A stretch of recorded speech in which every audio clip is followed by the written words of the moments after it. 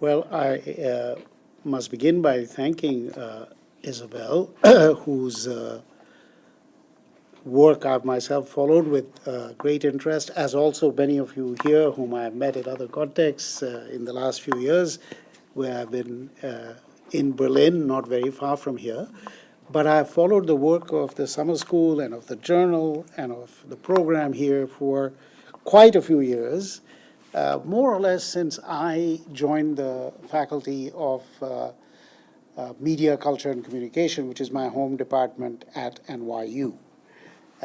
So it really I'm very grateful to you, Isabel, to Rita, to the other organizers of this school for squeezing me in to this already very fulsome program, which I'm sorry that I could not be part of from the beginning and to the end. My circumstances didn't allow me that, but I looked very closely at all the topics and the subjects and hope that there will be other ways for me to see the fruits of these and the reports or publications, because all the presentations look enormously rich and relevant. And that leads me to, before I launch into my presentation proper, to make a bit of an apology. And the apology is this, that though in the last decade, especially because of this department that I'm in, I'm surrounded by brilliant, usually much younger scholars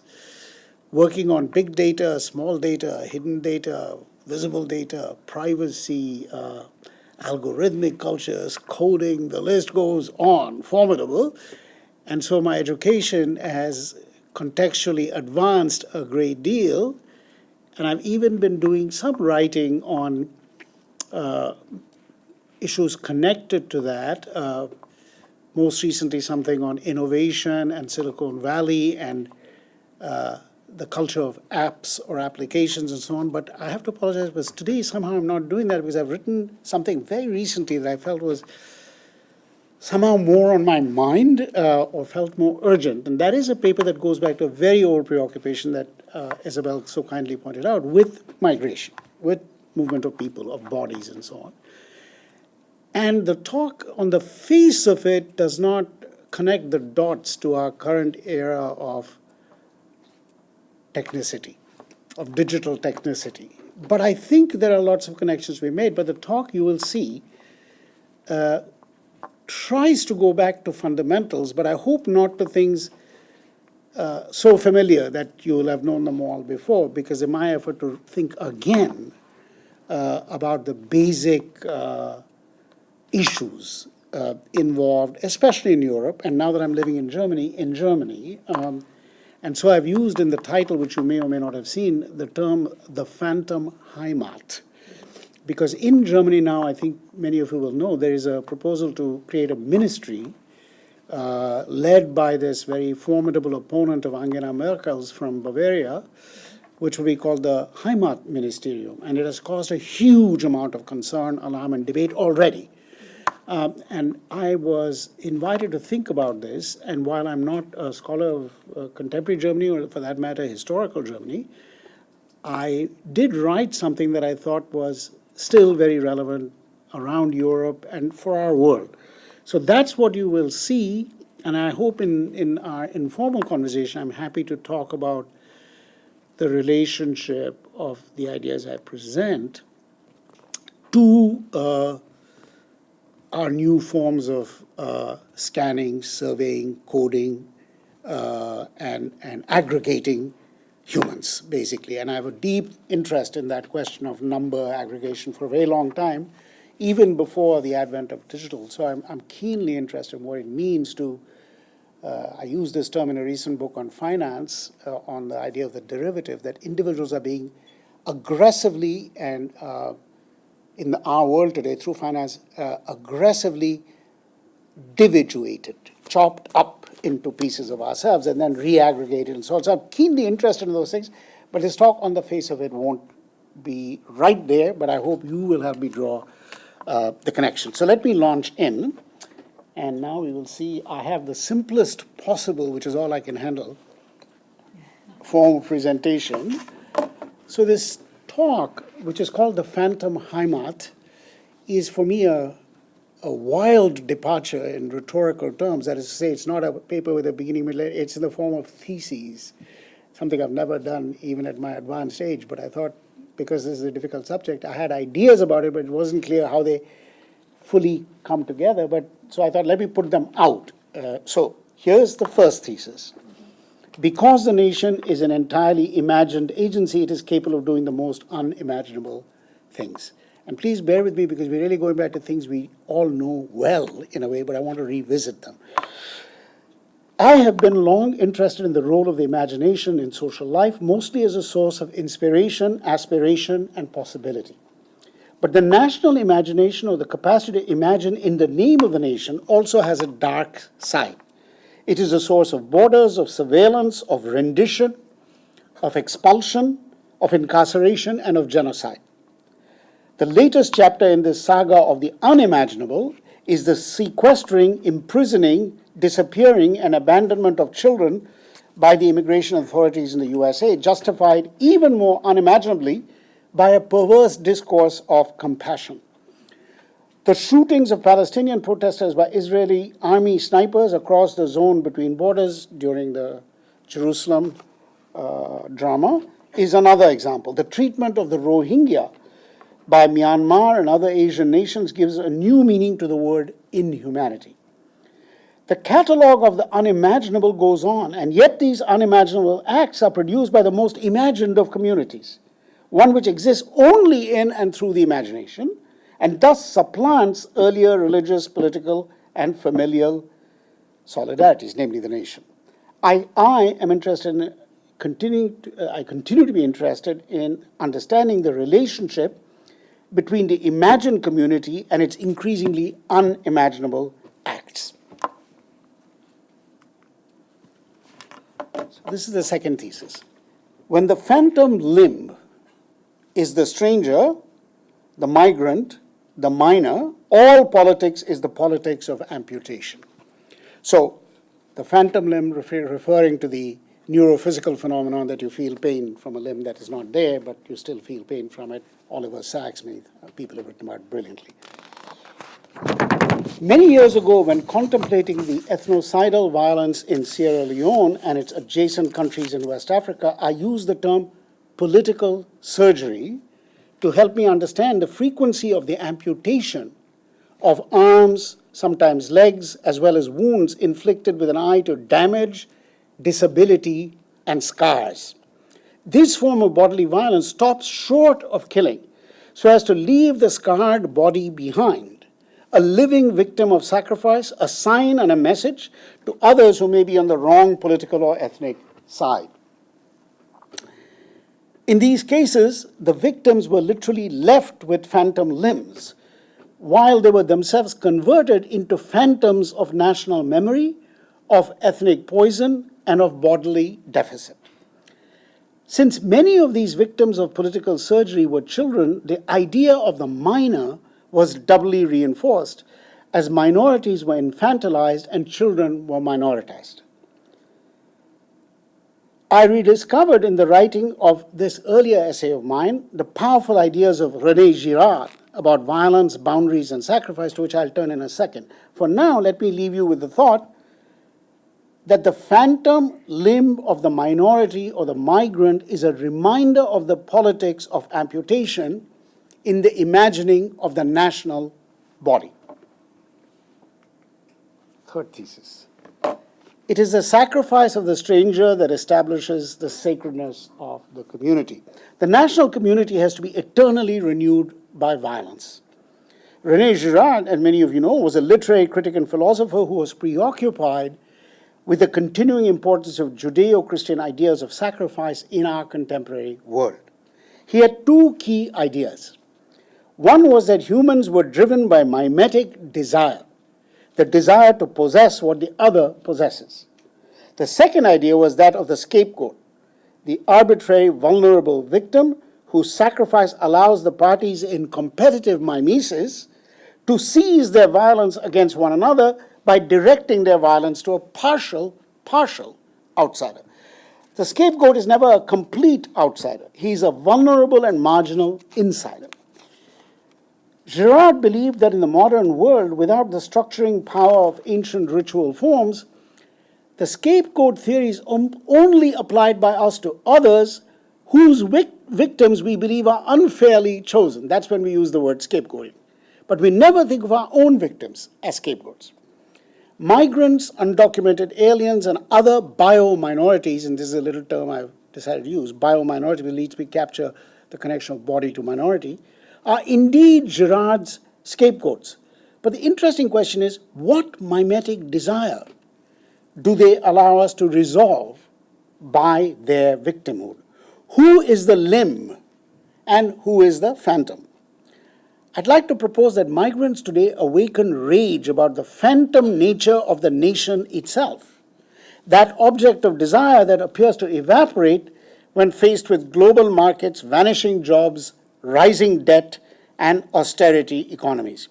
Migrants who desire the pleasures of the nation state in the places to which they come arouse the anger of just those citizens for whom the nation state has become a phantom presence. Thus, the migrant has to be humiliated, then sacrificed or expelled. But even after the expulsion, the pain of the phantom limb remains, because the primary desire that motivates it, namely for a nation which is real, capital R, can never be fulfilled.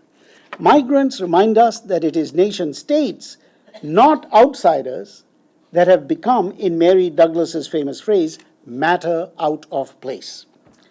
Thus, migrants must be amputated, but the ache they leave is for the nations, once imagined, that now can never be.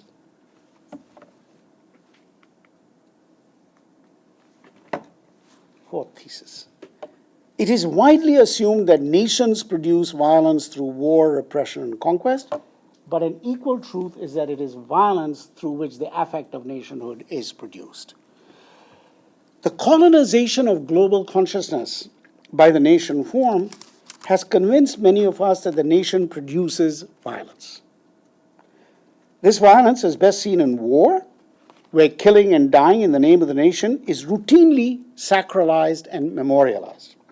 Thus, those of us who are opposed or critical of the nation form see the nation as the source of such violence and do not see, equally, that it is in and through violence that the sentiment and materiality of the nation is produced.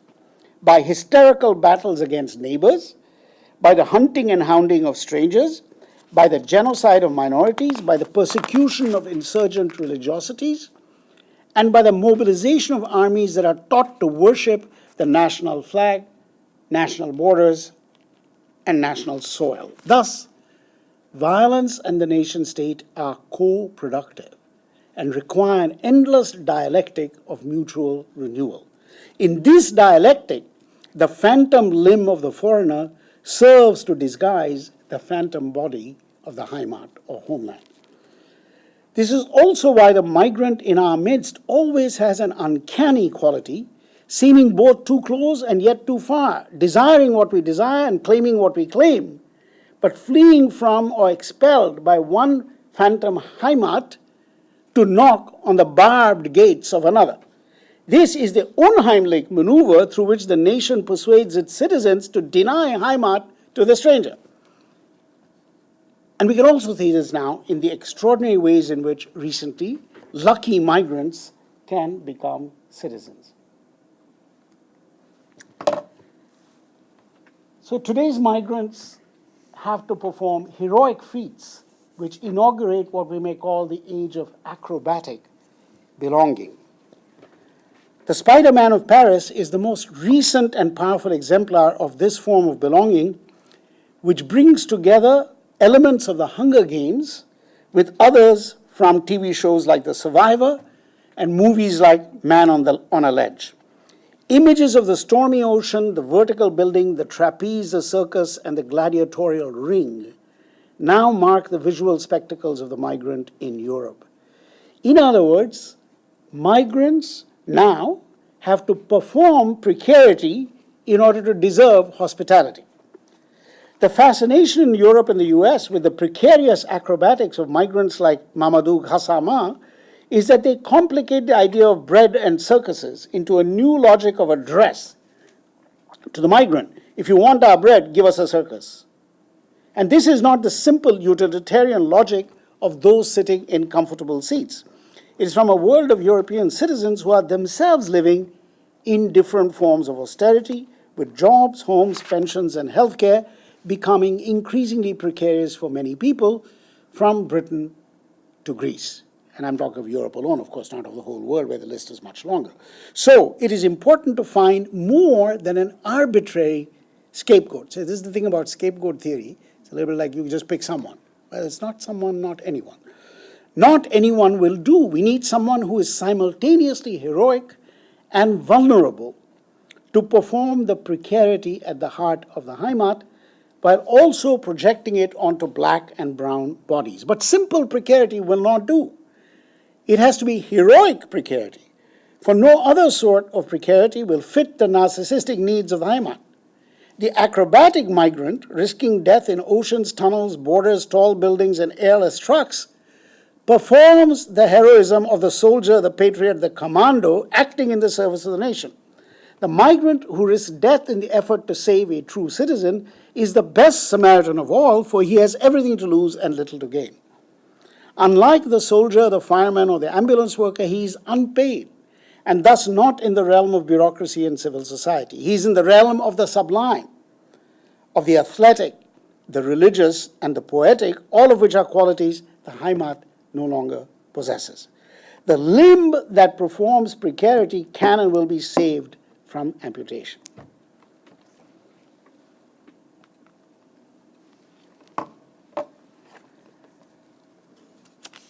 Derrida's idea of the gift contains the same impossibility as his idea of hostility in hospitality. So hospitality, of course, is a relevant issue because the whole migration question, raising the welcome culture and so on and so forth, hospitality. And Derrida, of course, had some powerful ideas on this. In both cases, that is the gift and his ideas and work writing on hospitality, Derrida points to an impossibility. The impossibility of the pure gift and the impossibility of pure hospitality. But what is the source of these impossibilities? For Derrida, the gift can never avoid the demand for return, thus there can be no pure gift. But the hostility of the host towards the guest is more puzzling.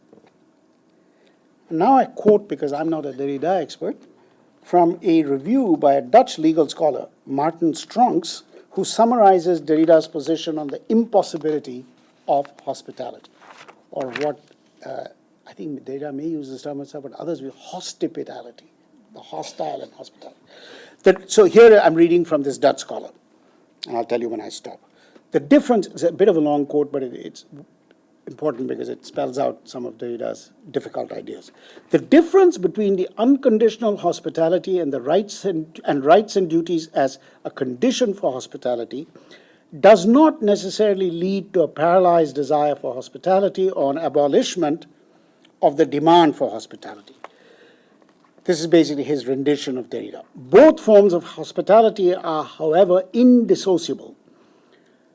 Now, quote from Derrida, one calls forth, involves, or prescribes the other.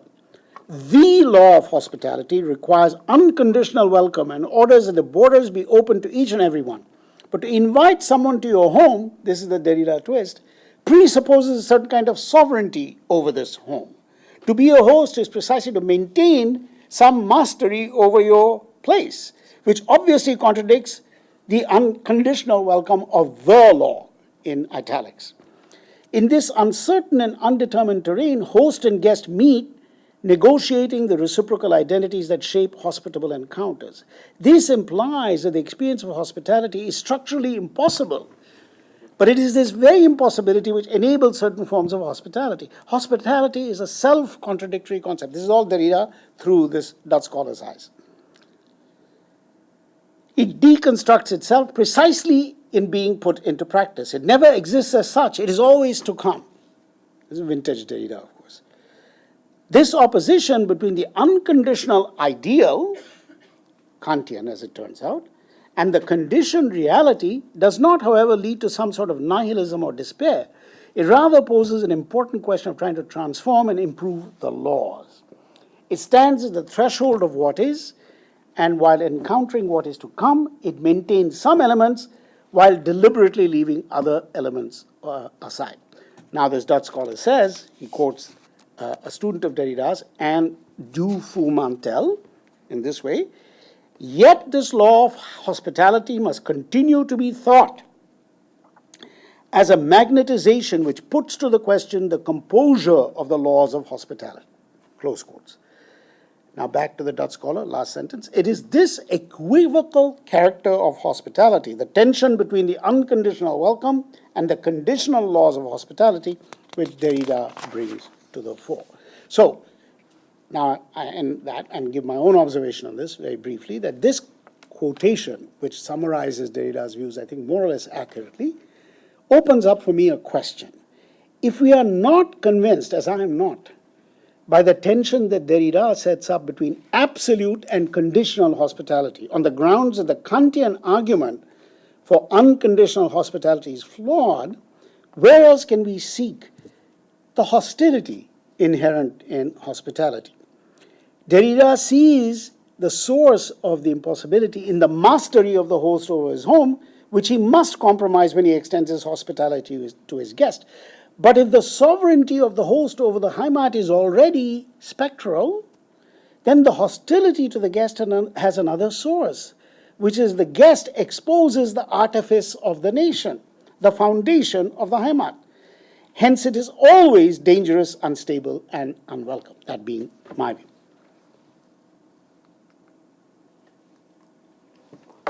The source of the impossibility of hospitality, then, in my view, is the tension between the phantom stability of the Heimat and the unshakable precarity of the migrant.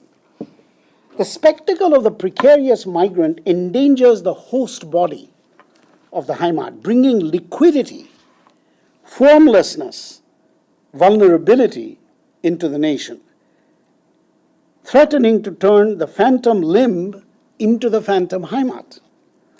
Guests, strangers, and migrants expose the precarity of the nation, its fabricated kinship, its ersatz solidarities, its derivative sacrifices, and the artificiality of all its limbs.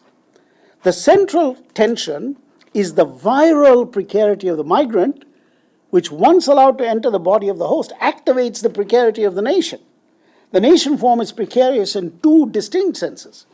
The first is the precarity of a form of imagined community that established its stability by suppressing, repressing, and marginalizing all the forms of Heimat that had preceded it, above all of those that we today call regional or local. Under every nation there are hordes of those, which become no more than figments and fragments once the nation achieves domination. This original precarity of the nation always threatens its stability, for the voices of the suppressed, regions, languages, etc., never disappear. These suppressed voices, life forms, languages, territories are also phantom limbs, which the nation state caresses through museumization and commemoration, while denying their claims to any form of sovereignty. This is the founding precarity of the nation form. The second precarity comes in our present era of globalization, where market, climate, disease, and other forces have decisively established the precarity of the nation as transnational and planetary forces that the nation can neither contain nor regulate.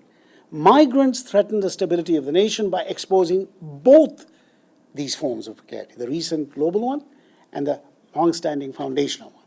Borders and migrants are a theater on which the stability of the nation has to be once again established in the face of its always recurrent precarity. This is the last thesis.